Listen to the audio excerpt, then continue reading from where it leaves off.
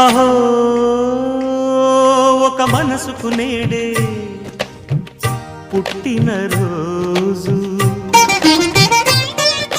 అహో తన పల్లవి పాడే చల్లని రోజు, ఇదే ఇదే